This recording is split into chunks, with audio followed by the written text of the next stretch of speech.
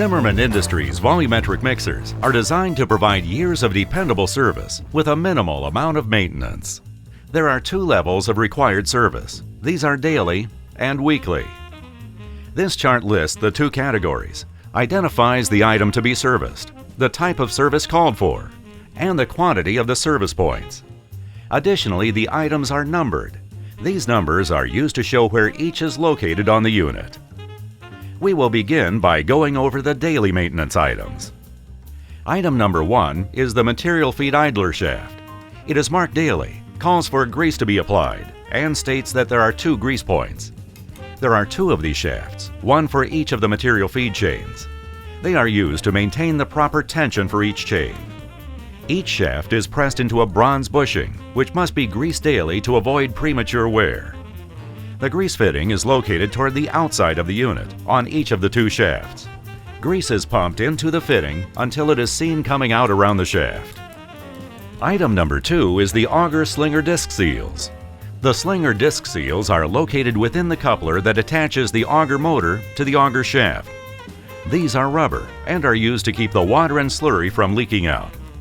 Grease is applied daily or every 4 hours if used continuously, and keeps the seals from drying out and shrinking.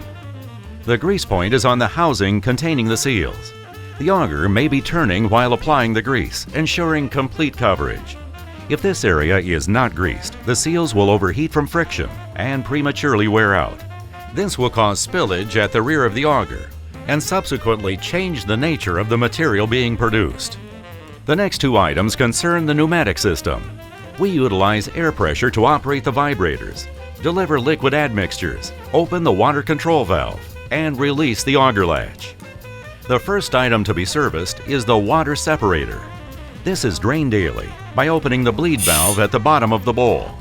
This is done to prevent moisture from contaminating the air-actuated components and causing corrosion. The next item is the oiler. This device adds a controlled amount of oil to the air lines that feed the vibrators. This is checked daily and filled as needed.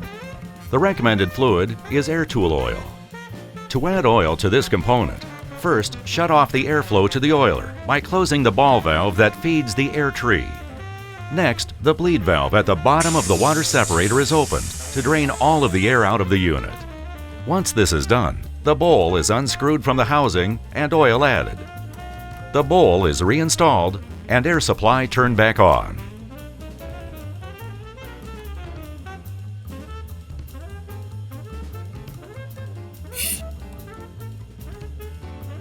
The hydraulic oil reservoir is located on the deck of the unit and has a sight glass on one end.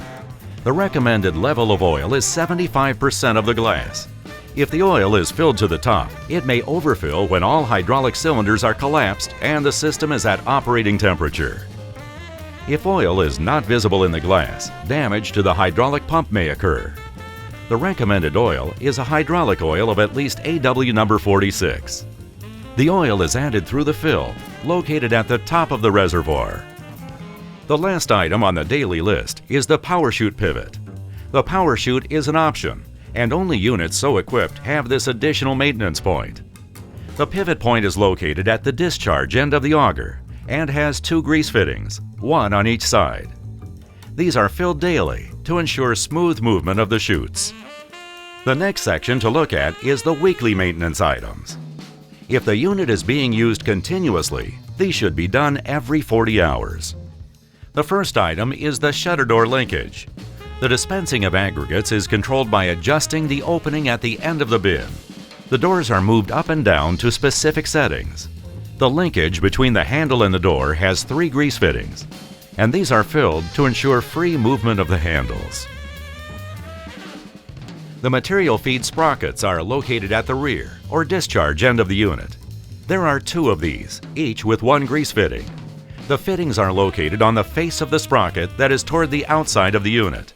These are greased so that when the sprocket is disengaged by removing the locking pin, it will spin freely on the material feed shaft.